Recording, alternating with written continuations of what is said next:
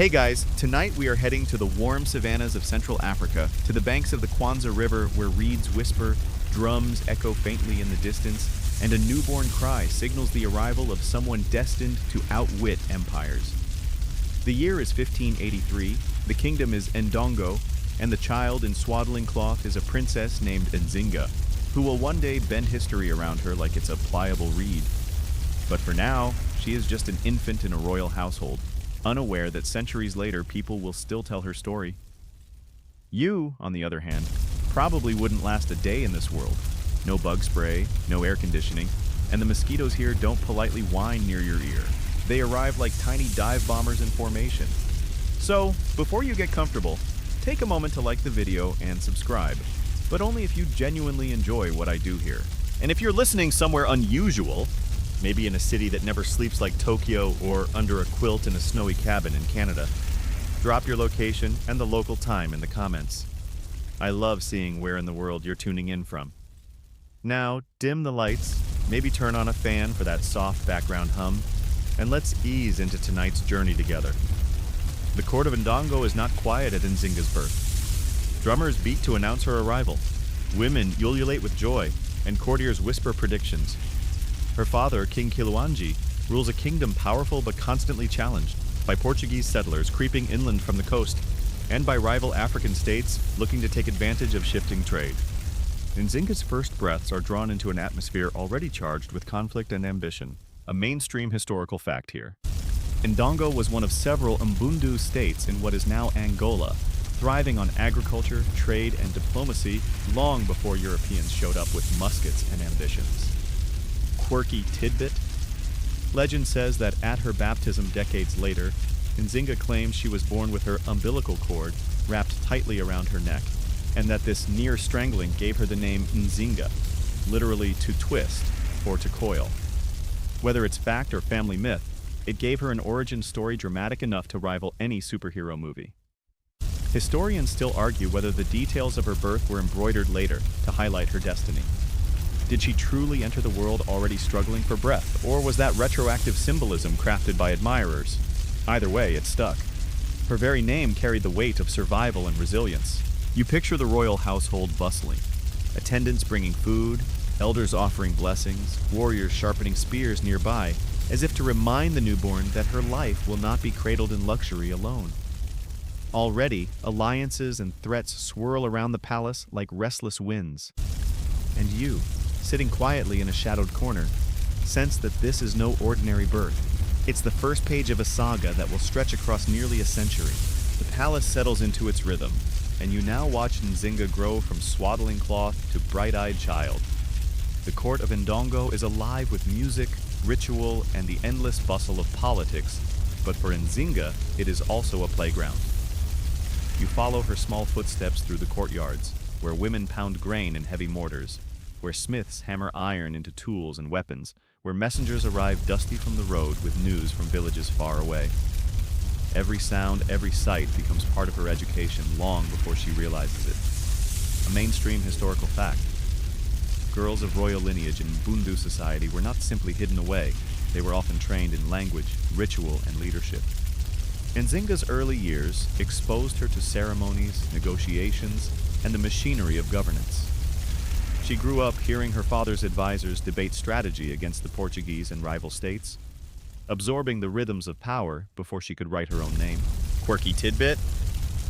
One story says that Nzinga learned to speak Portuguese as a child, supposedly by eavesdropping on missionaries and traders who passed through the royal court. While most children were learning riddles or practicing songs, she was picking up foreign tongues like party tricks. Whether true or not, she certainly became famous later for her fluency in Portuguese and her ability to switch languages mid-conversation just to unsettle her rivals. Historians still argue whether her multilingual skills were acquired in childhood or only later, during her famous embassy to Luanda. Did her father intentionally arrange for her to learn, anticipating the need? Or did she, restless and sharp, simply seize the chance to add another weapon to her arsenal? The sources disagree, but the result is undeniable. Nzinga's voice would carry across cultural borders with power. You picture her in these early years, sharp-eyed, always watching. While other children might race through the grasses, Nzinga lingers in the council hall, listening to her father scold a chief for neglecting tribute, or reward another for loyalty. She learns not just by instruction, but by immersion, as though every moment of palace life is a lesson. And she doesn't stop at politics. She follows her brothers out to the training grounds, watching them throw spears and practice combat drills. Before long, she insists on trying herself. Some adults laugh indulgently, others frown, but her persistence wins. Soon her spear flies straighter than most. Her mother, Queen Nzinga, guides her in a ritual and oral tradition, teaching her the stories of ancestors, the power of names, the responsibilities of bloodlines. Nzinga listens with rapt attention, tucking away lessons like seeds for later planting. Childhood is never simple in a royal household, but Nzinga's seems especially weighted with expectation, and you, walking through the corridors with her, sense already the spark that sets her apart. She isn't just a princess enjoying privilege, she is absorbing the mechanics of power, as if preparing for storms she cannot yet see. The laughter of children rings in one courtyard, the chants of warriors in another, and Nzinga straddles both worlds, belonging to neither fully but destined to command them both. The palace of Ndongo hums like a hive, and as Nzinga grows into adolescence, she begins to notice the sharper edges beneath the pageantry. Courtiers whisper, chiefs argue, and her father, King Kiluanji, bears the heavy crown with more frowns than smiles. You trail after Nzinga as she slips into council chambers, where voices rise over maps and tribute lists. She listens, unseen, to debates about Portuguese forts inching inland, slave raids disrupting villages, and whether alliances with neighboring kingdoms should be strengthened or broken. A mainstream historical fact. During Nzinga's youth, the kingdom of Ndongo was under mounting pressure from the Portuguese colony at Luanda.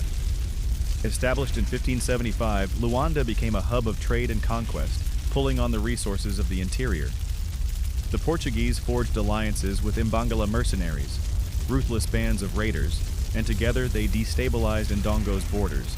Nzinga's father spent much of his reign balancing tribute, war, and diplomacy. Quirky tidbit? Some accounts suggest Nzinga, even as a teenager, would interrupt adult conversations with sharp observations. One story claims she once corrected a chief who exaggerated the tribute owed by a vassal village, reciting the exact amount from memory. The council laughed, half in amusement, half in unease. This was not the usual behavior of a royal daughter. Historians still argue whether such anecdotes are fact or retroactive embellishment, crafted later to emphasize her precociousness. But even if exaggerated, they reflect a clear truth. Nzinga developed a reputation early as someone with a mind for detail and a memory that could unsettle seasoned statesmen. You picture her watching her father pace late at night, muttering about the Portuguese, while her mother soothes him with quiet words. Nzinga learns that rule is not just drums and spears. It is anxiety, compromise, and constant vigilance. She also witnesses rivalries among her siblings. Brothers jostle for position, jealous of her intelligence. Sisters navigate marriages meant to cement alliances. Nzinga herself resists being sidelined into ceremonial roles, pressing instead to observe councils and question emissaries. One evening, you follow her into the Great Hall, where a Portuguese envoy stands stiff in a doublet, his words translated haltingly into Kimbundu. Nzinga listens from the shadows, noting how the envoy offers flattery laced with demands. She studies not just the words, but the pauses, the smirk, the shuffle of boots. Later, she mimics his phrases, laughing at how easily she can twist his meaning. To her, politics is already a game worth mastering. And you sense that this is where her education truly diverges from others.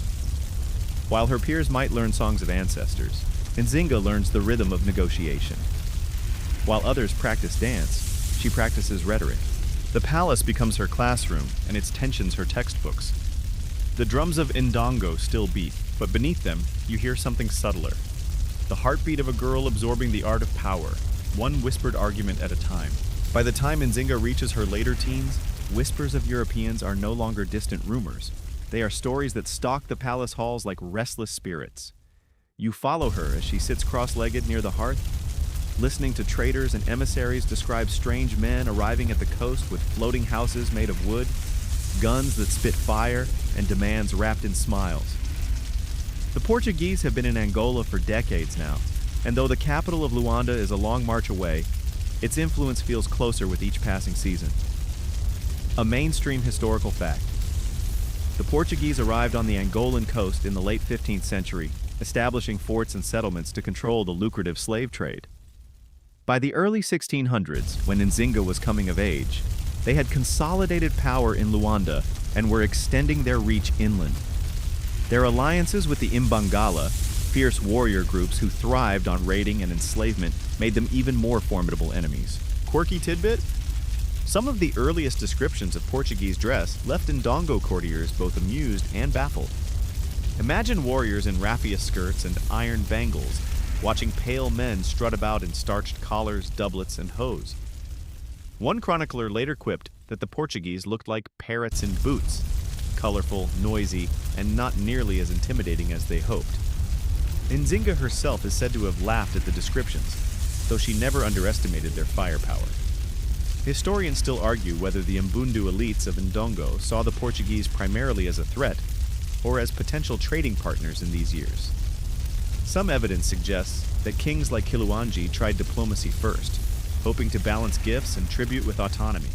Others claim resistance was the default, with alliances seen as dangerous traps. Nzinga grew up amid these debates, her ears sharp to every contradiction. You watch her lean closer as a returning messenger describes the Portuguese ships, their sails vast as clouds, their cannons shattering the air like thunder. The adults nod gravely, weighing strategy, but Nzinga's eyes sparkle with a different kind of curiosity. She wants to know not just how they fight, but how they think. What persuades them? What angers them? She begins to see the Portuguese not as distant strangers, but as puzzles to be solved. One afternoon, she sneaks to the training grounds where warriors test captured muskets. The explosion startles her, but she steps forward anyway, running her fingers over the cold metal. Spears and bows, she understands. This weapon feels alien, but she commits its form to memory. Later, when the older boys tease her for flinching, she smirks and repeats back to them the proper way to load powder, having memorized the demonstration in one glance. Their laughter dies quickly, and you realize Nzinga is learning already to weave two worlds together, the traditions of her people and the strange new powers pushing inland. While her peers see only fear or disdain, she sees opportunity, or at least knowledge worth carrying. The drums beat in Ndongo as always, but over them now echoes the crack of muskets, and Nzinga listens to both, preparing for the life that will demand fluency in each. The palace yards no longer feel like playgrounds. Nzinga is now a young woman, and her energy spills beyond the council hall into open fields and thick forests. You trail after her as she joins hunting parties, bare feet sure over the dusty earth, spear balanced in her hand. While other princesses are expected to sit politely in the shade, Nzinga insists on chasing antelope, aiming arrows, and testing her endurance against men twice her size. A mainstream historical fact. Mbundu royal daughters were sometimes trained in both physical and intellectual skills, but Nzinga's talents went far beyond expectation. Accounts suggest she became adept in combat, hunting, and horsemanship, abilities that later made her credible not only as a diplomat, but as a warrior queen. Her training was deliberate, a preparation for both palace politics and the harsher realities of war. Quirky tidbit? There's a story that Nzinga once brought down a deer with a single spear throw, then carried it back herself rather than wait for attendants. When a relative teased that such labor was unfit for royalty, she supposedly quipped that, "better sore shoulders than a soft mind." Whether fact or fable, the line sounds perfectly like her, a mix of wit and defiance. Historians still argue whether this image of Nzinga as a warrior in youth is authentic or part of later legend building. Was she truly trained as rigorously as men? Or was her martial image emphasized after she became queen to justify her leadership? The debate lingers, but the sheer consistency of such stories suggests she cultivated that reputation early. You picture her sparring with brothers in the palace yard, sweat glistening on her brow, her laughter sharp as she deflects blows with surprising agility. Later, she sits cross-legged in the shade, recounting the moves step by step, dissecting strategy with the same precision she applies to court debates. Body and mind, for her, are never separate. They are weapons to be honed in tandem. At night, you find her beside a fire, listening to elders tell stories of ancestors who fought, schemed, and endured. She repeats their words softly, as if memorizing them not for entertainment but for use. Around her, others drift asleep. Nzinga stays awake, eyes reflecting the flames, restless and hungry for the future. Your modern aside, this is like someone training for both chess and mixed martial arts simultaneously. Imagine a princess who could win the spelling bee in the wrestling match. It's no wonder she left an impression on everyone around her. And so, as dawn breaks over Ndongo's hills, Nzinga is already awake, spear in hand, ready to test herself again. The world may not yet know her name, but you can sense it. She is sharpening herself piece by piece into a figure history will never forget. The palace grows heavier with tension, and you can feel it in the way Nzinga's footsteps echo across the stone floors. She is no longer the precocious child trailing after elders, but a woman standing on the threshold of a dangerous family rivalries. Her father, King Kiluanji, grows older and more embattled, and the question of succession gnaws at every feast, every council, every whispered corridor conversation. A mainstream historical fact: Ndongo's throne did not always pass cleanly from father to son. Power often shifted through intrigue, contested claims, and the violent removal of rivals. Nzinga's brothers, especially her older sibling Mbande, began positioning themselves for power even before Kiluanji's death, while Nzinga herself, though not first in line, became entangled in the struggle. Quirky tidbit? One oral tradition claims that as a teenager, Nzinga predicted her brother Mbande would become king, but warned him that he would need her sharp tongue to keep the throne. According to the tale, he scoffed, saying her tongue was more dangerous than any sword. Family dinner must have been a real joy in that household. Historians still argue whether Nzinga's relationship with her siblings was openly hostile from the start, or whether rivalry hardened only after their father's passing. Some accounts paint Mbande as jealous and insecure. Others suggest Nzinga herself was ambitious, unwilling to let gender or birth order sideline her. The truth, as usual, is likely tangled somewhere in between.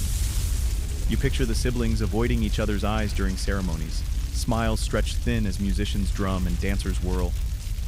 In the council chamber, Mbande presses to lead military campaigns, while Nzinga, calm but sharp, dismantles his arguments with precision.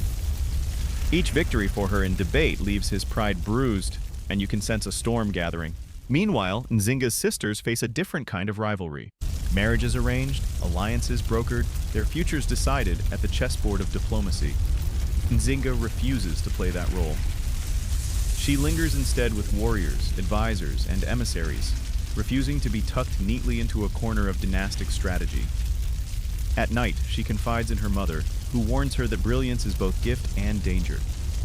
A sharp blade, her mother murmurs, cuts its own sheath. Nzinga nods, but she doesn't dull her edge. If anything, she sharpens it further. Your modern aside, imagine being at a Thanksgiving dinner where every sibling is secretly plotting a coup, and you've just corrected your brother in front of the elders about how many troops he actually commands. That's the level of tension in Ndongo's royal family right now. And so, as the palace walls seem to creak with pressure, you stand with Nzinga in a world where loyalty and betrayal share the same table.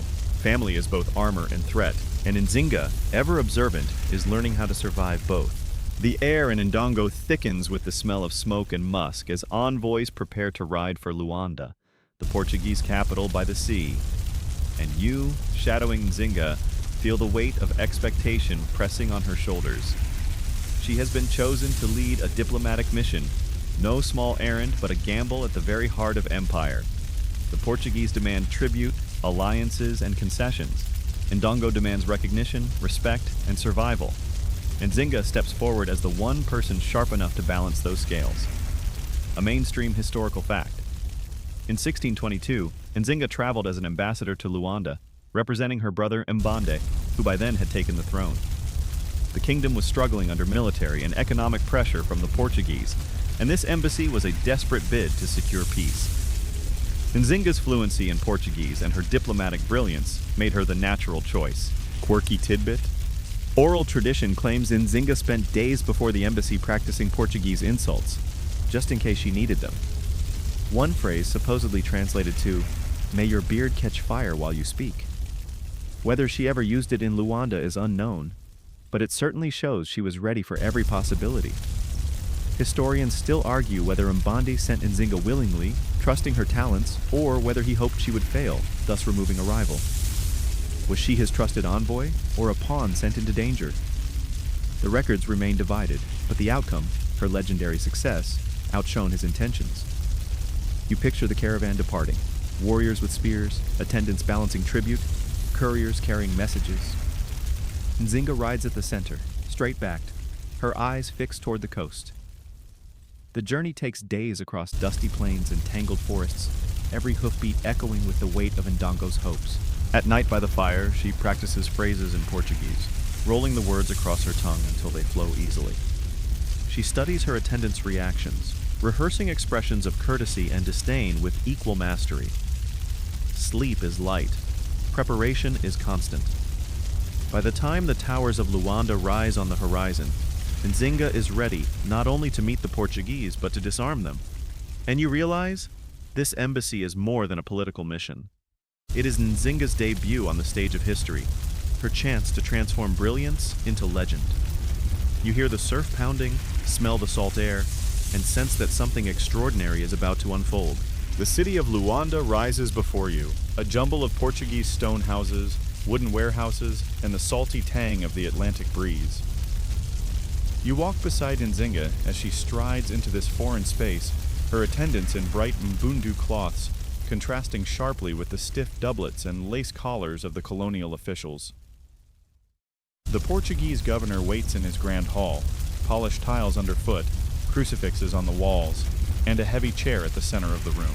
And here, Nzinga will make her mark. A mainstream historical fact. The meeting between Nzinga and the Portuguese governor is remembered as one of the most dramatic diplomatic encounters in African history.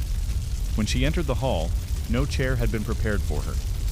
Rather than kneel on the floor before the governor, she ordered one of her attendants to kneel and offered her back as a seat. Thus, she spoke to the governor eye to eye, refusing to accept symbolic subordination. Quirky tidbit? Some traditions claim Nzinga whispered a joke to the attendant as she sat, comparing his posture to a proper throne.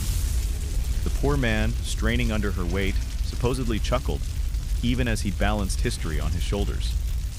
Whether true or not, the story underscores her mix of sharp wit and sharp politics. Historians still argue whether this famous human chair story is literal fact or a symbolic tale passed down through oral tradition. Portuguese records describe the meeting, but often omit such details. Yet the legend persists, carved deep into collective memory, because it captures exactly the spirit of Nzinga, uncompromising, clever, unwilling to kneel. You sit quietly in the hall as the negotiations begin.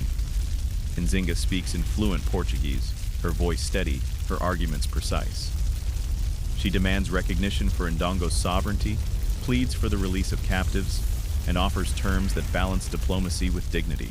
The governor, clearly unsettled by her poise, agrees to concessions that had eluded other envoys. The room, thick with tension at first, grows quieter as her mastery unfolds. Even her enemies cannot deny her presence. When the meeting ends, Nzinga rises from her human chair with calm dignity, leaving the Portuguese both impressed and wary. Your modern aside, imagine walking into a corporate boardroom where everyone expects you to grovel, and instead you plop down on a colleague's back, stare the CEO in the eye, and negotiate a raise. That's essentially what Nzinga just pulled off, centuries before PowerPoint. As you step out of the hall with her, the air smells of sea spray and smoke. Behind her, whispers ripple through both camps. The princess from Ndongo has not just spoken, she has conquered, without a single arrow loosed.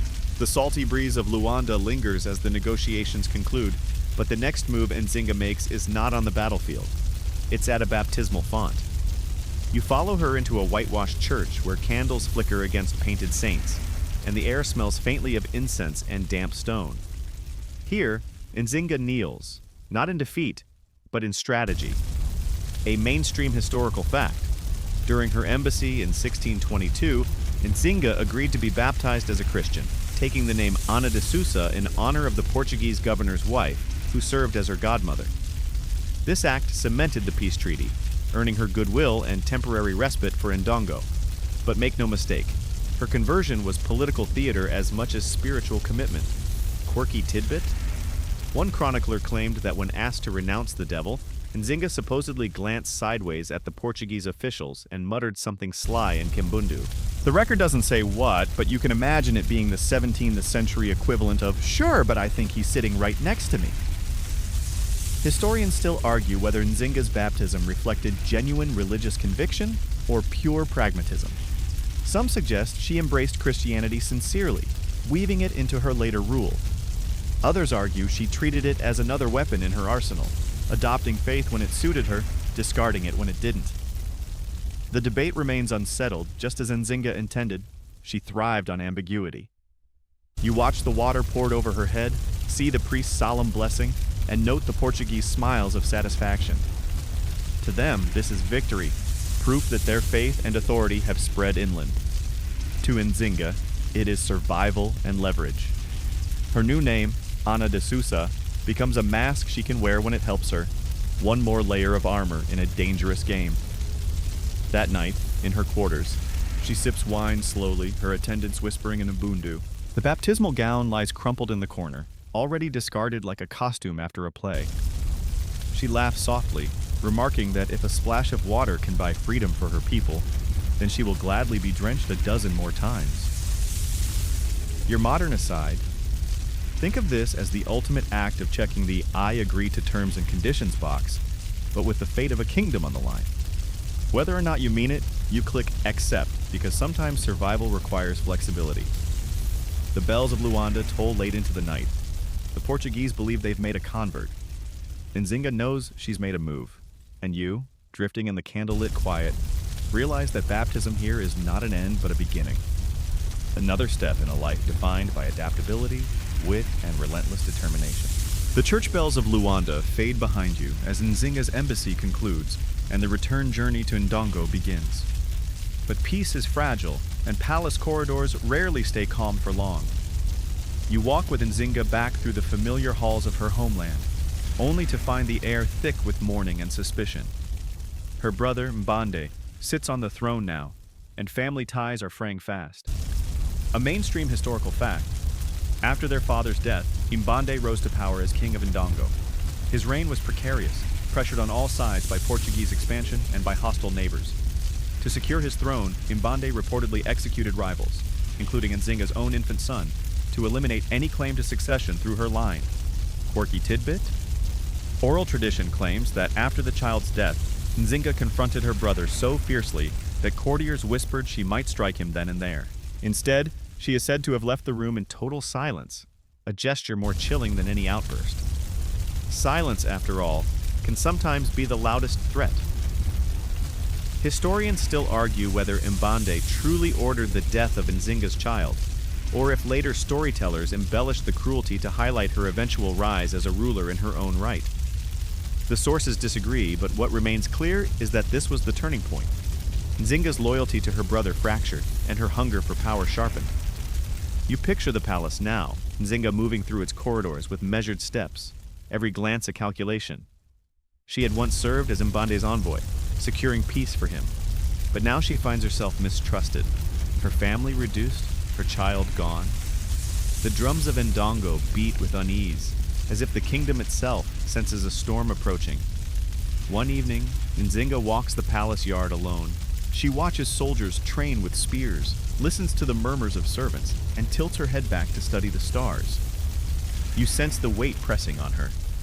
Grief, betrayal, and a dawning conviction that if she is to survive, if her people are to survive, she cannot simply serve the throne. She must be the throne. Your modern aside, imagine doing all the hard work at the office, negotiating the big deal, saving the company from collapse, and then watching your boss sabotage you and kill your promotion chances. At some point, you stop taking orders and start drafting your own business plan. And so, Nzinga steels herself.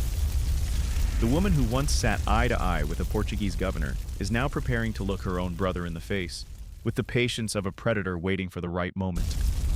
The air is charged with inevitability, and you can almost feel the ground shift beneath your feet. The palace no longer feels like a home, but a battlefield waiting to erupt. You stay close to Nzinga as whispers circulate that her brother Mbande's reign is weakening. He has alienated chiefs, mishandled alliances, and left the kingdom vulnerable. When he dies, some say by illness, others whisper by poison, the succession is suddenly wide open, and Nzinga steps forward into the storm. A mainstream historical fact. After Mbande's death in 1624, Nzinga claimed the throne of Ndongo. This was no ordinary succession. Ndongo had never seen a woman rule as sovereign queen. To secure her power, she not only outmaneuvered rivals but also reshaped traditions, presenting herself as both king and queen, embodying authority beyond gender lines. Quirky tidbit? Oral tradition claims that during her coronation, she dressed in full male regalia, complete with spears and ceremonial garb, and had courtiers address her as king. She supposedly declared that she was neither man nor woman, but ruler, which is about as effective a clapback to sexist doubters as you could hope for in the 17th century. Historians still argue whether Mbande named Nzinga as his successor on his deathbed, or whether she seized the throne outright. Some suggest she inherited legitimately. Others argue she orchestrated the transition with cunning and ruthlessness. Either way, she emerged as sovereign, and history remembers her not as a consort, but as the ruler in her own right. You picture the coronation. Drums pounding, chiefs gathered in uneasy rows, Portuguese envoys watching warily from the shadows. Nzinga rises, straight-backed, eyes blazing, accepting the title of Angola, the very word that gave Angola its name.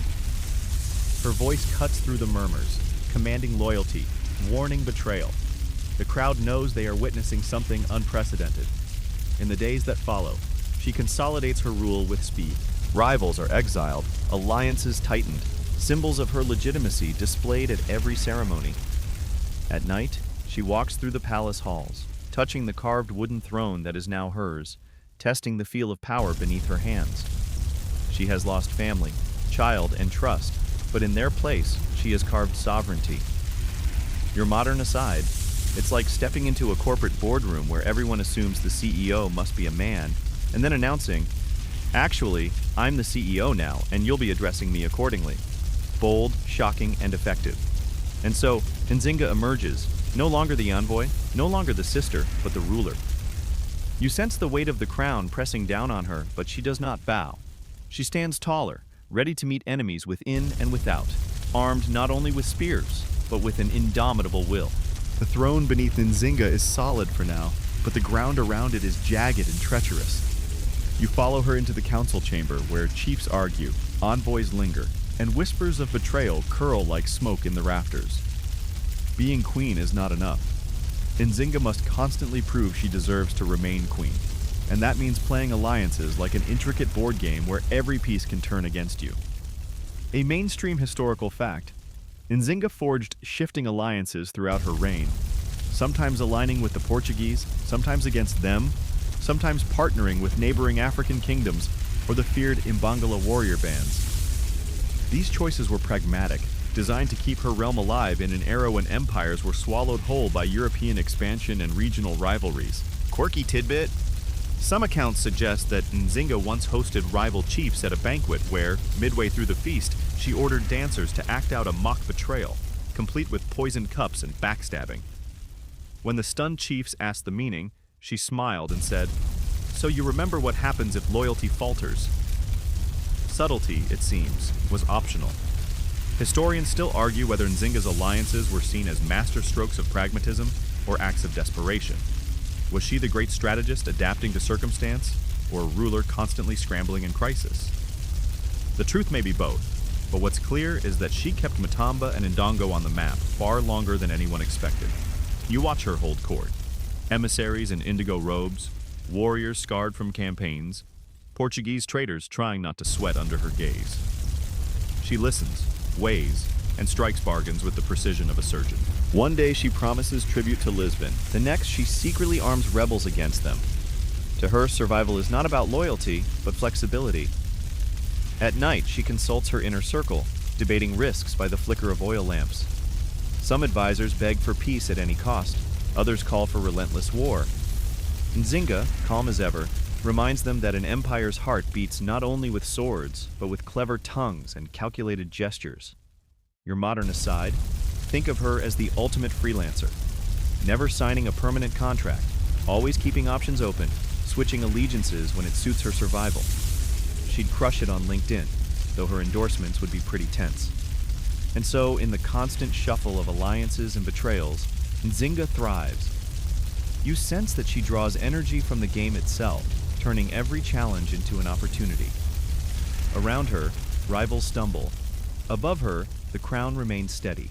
And you realize, her reign is not a static rule but a perpetual performance, every move keeping the empire alive. The council chambers of Ndongo grow tense with every passing season, and Nzinga makes a bold decision to shift her center of power. You travel with her as she leaves behind the embattled palace of her birth and establishes her rule in Matamba, a neighboring kingdom that becomes both her refuge and her new stage for power. A mainstream historical fact. By the 1630s, after years of conflict with the Portuguese and the loss of key Ndongo strongholds, Nzinga seized control of Matamba. She established it as her base, reorganized its administration, and used it as a launchpad for resistance. Under her leadership, Matamba became a powerful kingdom in its own right, respected across Central Africa. Quirky tidbit? Some sources claim Nzinga took over Matamba by marching into the capital with her warriors, then publicly seating herself on the throne before anyone could object. The stunned local elites had little choice but to accept her authority. It's the 17th century equivalent of walking into an office, sitting in the boss's chair, and declaring, "I work here now." Historians still argue whether Matamba welcomed her as a stabilizing force or resisted her as an outsider. Some evidence suggests its leaders saw advantage in Nzinga's military strength, while others point to rebellions that show her rule was contested. Either way, she made Matamba the foundation of her power for decades. You walk alongside Nzinga as she enters the new court, her eyes scanning every detail: the carved wooden pillars, the warriors lining the yard, the wary glances of chiefs uncertain whether to kneel or challenge. She wastes no time. Alliances are reshaped, taxes reorganized, and armies drilled. Within months, Matamba beats to her rhythm. At night, she studies maps by lamplight, marking river crossings and forest paths, planning how her new base can both defend itself and project power outward. Chiefs come and go, leaving either impressed or chastened. Nzinga knows she must knit Matamba into her legacy, not as a refuge, but as a kingdom reborn. Your modern aside, think of this as moving to a new city and immediately becoming mayor, CEO, and head coach all at once. Most of us struggle to find the best grocery store. Nzinga managed to refashion an entire state. And so, Matamba becomes more than a name on a map. Under Nzinga's rule, it pulses with ambition, a beacon of resistance, and a home for her vision. You can feel the shift. Ndongo's princess has become Matamba's queen, and her story is only gaining momentum. The forests of Matamba close around you, thick with vines and buzzing insects, as Nzinga sharpens her rule into something even more formidable. Gone are the grand palace halls of Ndongo. Here, war is waged in shadows and ambushes, with strategy as dense as the undergrowth. Nzinga has turned from court diplomat to guerrilla commander, and you march at her side as she bends the very landscape to her will. A mainstream historical fact: Nzinga pioneered the use of guerrilla warfare against the Portuguese and their allies. Instead of facing their muskets and cannons in open battle, she used ambushes, rapid strikes, and deep knowledge of the terrain to keep her enemies off balance. This tactic allowed her to resist far longer than most African rulers facing European incursions. Quirky tidbit? Oral stories claim she once disguised her troops as villagers, luring Portuguese forces into a harmless settlement. At a signal, the huts burst open, warriors pouring out like a hive of angry bees. The Portuguese fled in disarray, their commander humiliated. If true, it was part theater, part warfare, a combination Nzinga always excelled at. Historians still argue whether her success in guerrilla campaigns was due mainly to her own leadership or to the skill of the Imbangala mercenaries she sometimes allied with. Was she the mastermind or the broker who brought ruthless warriors under her banner? Either way, her enemies learned to fear her unpredictability. You picture her striding through camp at dawn, spear in hand, speaking with warriors in hushed tones. Her presence commands silence, her words kindle fire. She knows every bend of the river, every choke point in the valley, and uses them as weapons sharper than iron. Even Portuguese commanders admit grudging respect, describing her campaigns as endless like the forest itself. At night, fires burn low. Warriors whisper about the queen who seems never to tire. She moves among them, checking rations, sharing food, even laughing at a crude joke before vanishing back into strategy. Her leadership is not distant. It is present, embodied, undeniable. Your modern aside, think of this as the ultimate combination of CEO, general, and motivational speaker all in one. Except instead of PowerPoint slides, Nzinga wields ambushes, disguises, and an iron will, and so, as the cicadas hum and the forest presses close, you feel the rhythm of her war. Patient, relentless, endlessly adaptive. The Portuguese expect conquest. Instead, they find themselves lost in the shadows of Matamba, where Nzinga rights her resistance one ambush at a time. The forest war drums fade into quieter chambers, where Nzinga once again shifts her battlefield from rivers and ravines to ink and rhetoric. You follow her into her audience hall in Matamba, where parchment, quills, and foreign envoys clutter the tables. Here, diplomacy becomes her weapon, as sharp as any spear. A mainstream historical fact. Nzinga maintained correspondence with European powers, including letters to the Vatican and the King of Portugal. She positioned herself as both Christian monarch and African sovereign, demanding recognition, alliances, and occasionally missionary support. These letters reveal her grasp of European political theater, blending piety with firmness. Quirky tidbit. One report claims she once sent the Pope a gift of parrot feathers and honey alongside her letter, explaining that these are sweeter than Portuguese promises. It may be apocryphal, but it certainly captures her wit. Historians still argue whether her diplomatic appeals to Europe were earnest attempts at recognition or clever stalling tactics. Did she truly hope Rome would back her, or was she buying time while she rebuilt armies and gathered allies? The debate remains unresolved, but the paper trail itself shows her relentless effort to engage enemies on every possible front. You watch her lean over a letter as scribes translate her words into Portuguese. Her sentences drip with courtesy yet bristle with authority. I, Ana de Sousa Nzinga Mbande, Queen of Matamba, servant of God and sovereign of my people.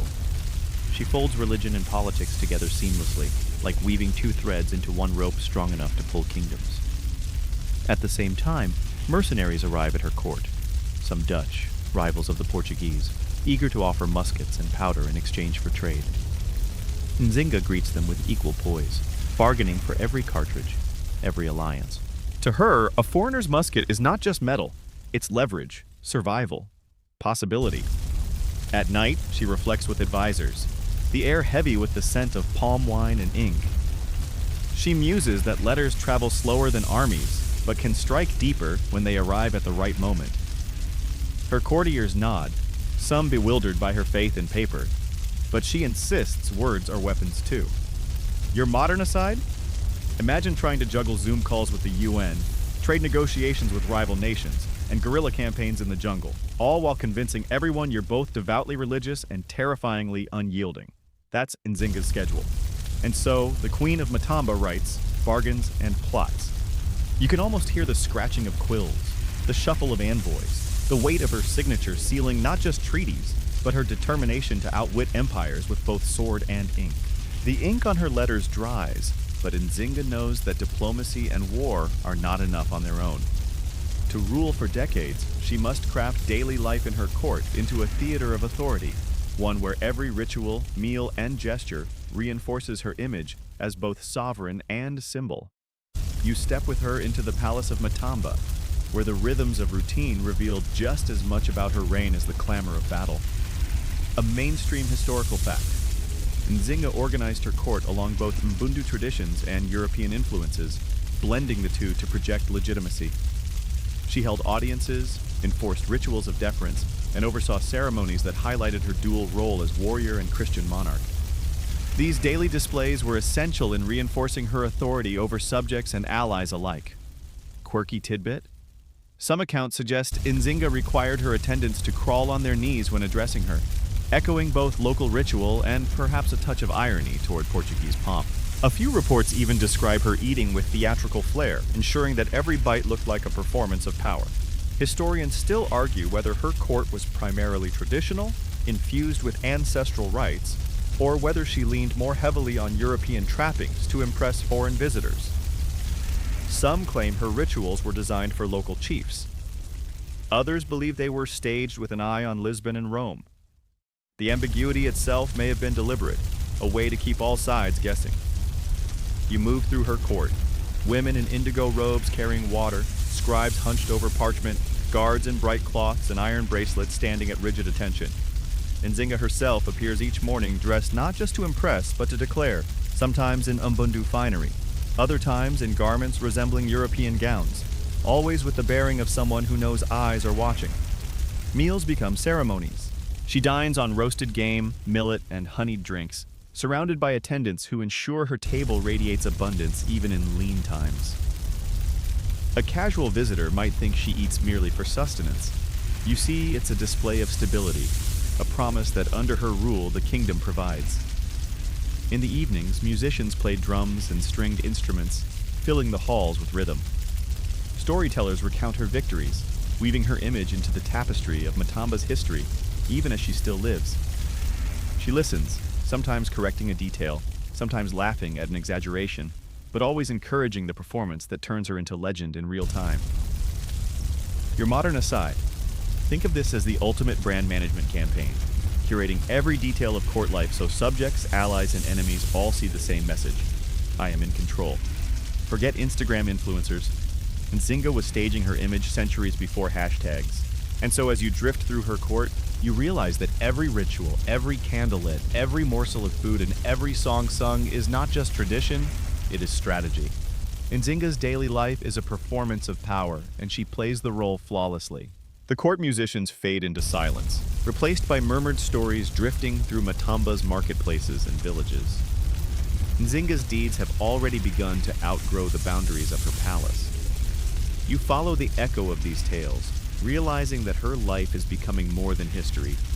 It is myth, a mainstream historical fact.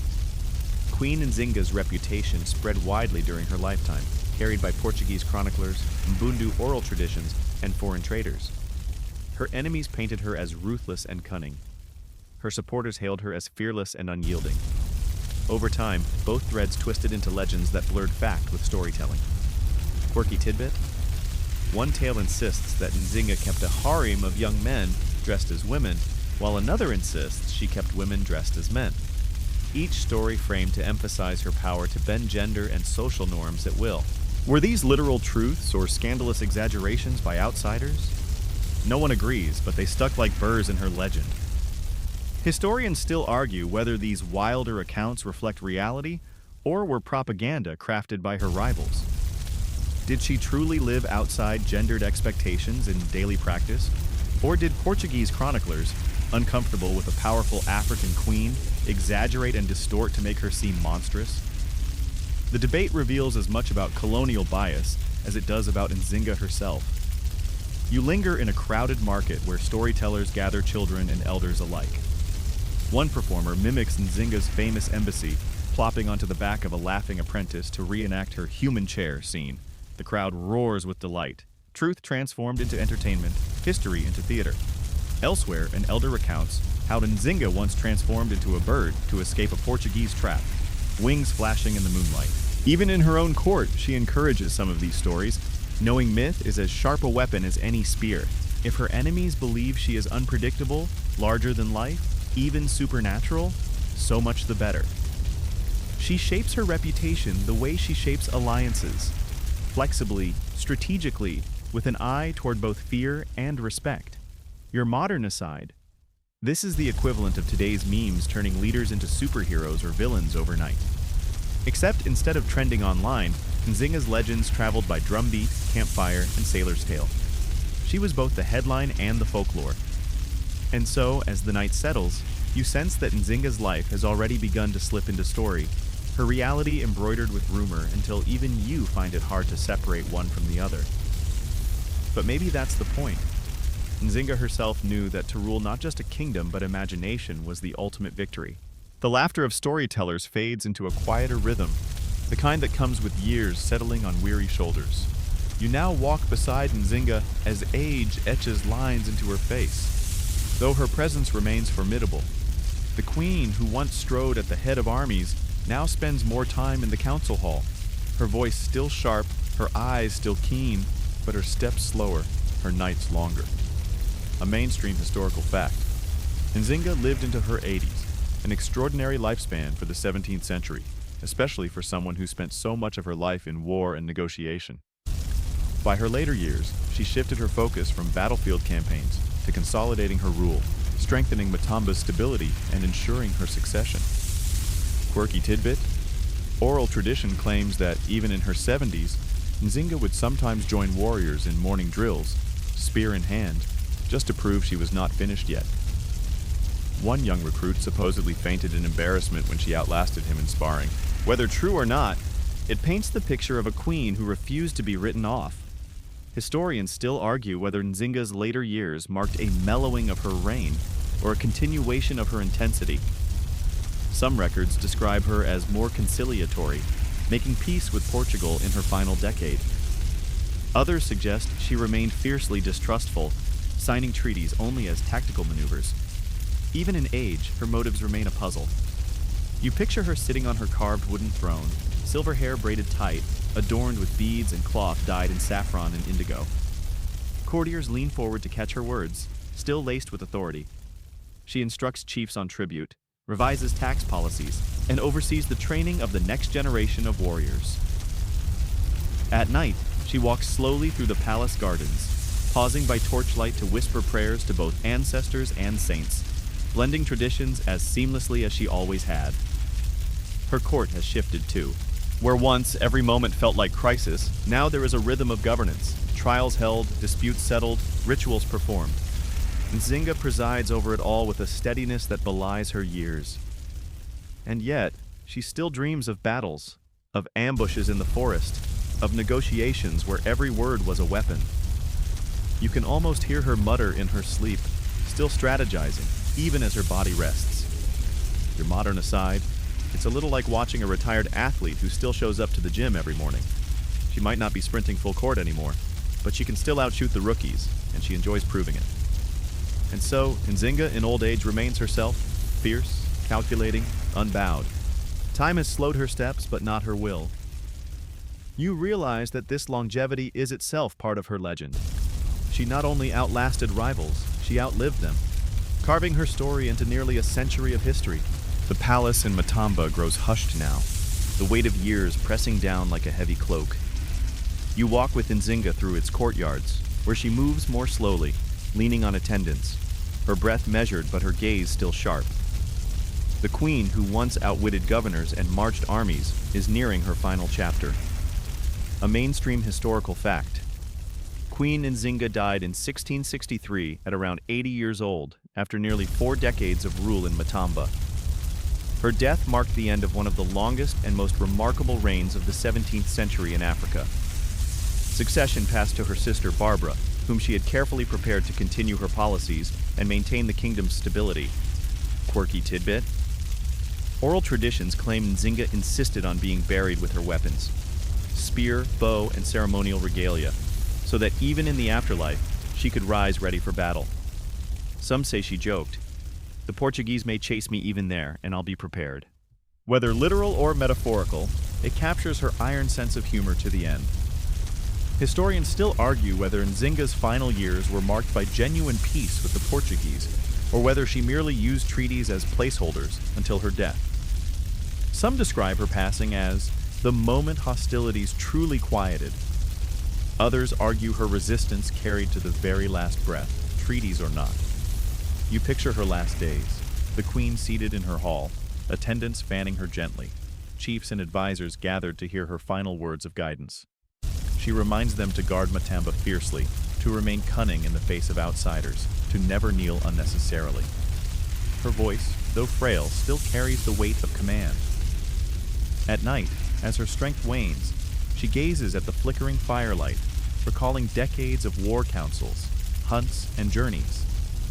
She whispers prayers, sometimes to Christian saints, sometimes to ancestors, bridging 2 worlds as she always has. When the end comes, it is quiet. The palace mourns with wails and drumming, chiefs beat their spears against the earth, and women sing laments that rise into the night air. Nzinga's body is prepared with care, her legacy already being recited in stories that will outlive everyone in the room. Your modern aside, it's like watching a titan of politics, sport, or art finally pass. Someone whose story is so large you forget they are mortal. Her death doesn't end the tale, it just shifts it into legend. And so, the queen who once bent the tide of empires lays still, her story handed to others. The throne waits for new hands, but the shadow of Nzinga will linger over it for centuries. The wails of mourning soften, and you drift forward centuries at a time, watching Nzinga's story refuse to fade. The queen of Ndongo and Matamba is gone, but her memory pulses across Africa and beyond, reshaped by each generation that retells it. Her life becomes not just history, but legacy. A mainstream historical fact. Today, Queen Nzinga is celebrated as one of Angola's greatest national heroines. In Luanda, a towering bronze statue of her stands proudly, spear in hand, gaze fixed forward, as if she still watches the city she once fought to outwit. Schools teach her name, streets are dedicated to her memory, and Angola's independence movement in the 20th century invoked her as a symbol of resistance. Quirky tidbit? In modern Angolan pop culture, Nzinga has appeared not only in history books, but in theater plays, TV dramas, and even as the face of postage stamps. Once, a satirical cartoon depicted her negotiating with 21st century politicians. Still refusing to kneel, of course. Even in caricature, her stubborn dignity survives. Historians still argue whether Nzinga should be remembered primarily as a freedom fighter against colonialism, or as a pragmatic ruler who sometimes collaborated with the Portuguese when it suited her. Some hail her as a proto-nationalist. Others see her as a shrewd survivor of a brutal age. But perhaps her true legacy lies in the fact that she cannot be pinned down neatly. She was strategist, warrior, diplomat, ruler, and human all at once. You wander now through modern Luanda, where skyscrapers rise beside the Atlantic and traffic roars along boulevards. Yet, amid the noise, Nzinga's statue stands serene. Tourists snap photos, schoolchildren giggle at her stern face, and elders bow their heads in quiet respect. The woman who once sat on a human chair in Luanda now commands the city's skyline in bronze. Your modern aside, it's the ultimate don't forget me moment. Plenty of rulers fade into textbooks. Nzinga graduates into murals, hashtags, and national holidays. That's staying power. And as you stand at the base of her monument, you realize her story is more than survival or conquest. It is endurance, an unbroken thread from the 17th century to the present, woven by her will, her wit, and her refusal to bow. The echoes of Nzinga's life begin to quiet, and you let the centuries fold back like soft cloth. The clamor of drums, the clash of spears, the murmurs of treaties, they grow faint, leaving only the steady rhythm of a woman who endured longer than anyone expected. Her story is not one of neat victories or simple morals, but of resilience, adaptability, and a refusal to disappear. You picture her now not in the heat of battle or the tension of diplomacy, but in the calm of twilight. She sits in a shaded courtyard, the air warm and still, her hands resting gently on her lap. Around her, the world is quieter, softer, no longer demanding decisions or sacrifices. Just the sound of wind in the trees, a faint bird song, and the kind of silence she rarely knew in life. Your own breath slows as you linger in that image. The queen who never bowed has finally laid her burdens down. The struggles, the triumphs, the myths, all of it dissolves into the calm of night. What remains is the reassurance that strength can take many forms, sometimes fierce and unyielding, sometimes patient and enduring, sometimes simply in the act of resting at last. The firelight dims, the voices of history fade, and the road of her life comes gently to its end. You follow that quiet path now, letting your thoughts soften, letting your body grow heavy. The empire, the battles, the legends, they can all rest, and so can you. End of script. Sweet dreams.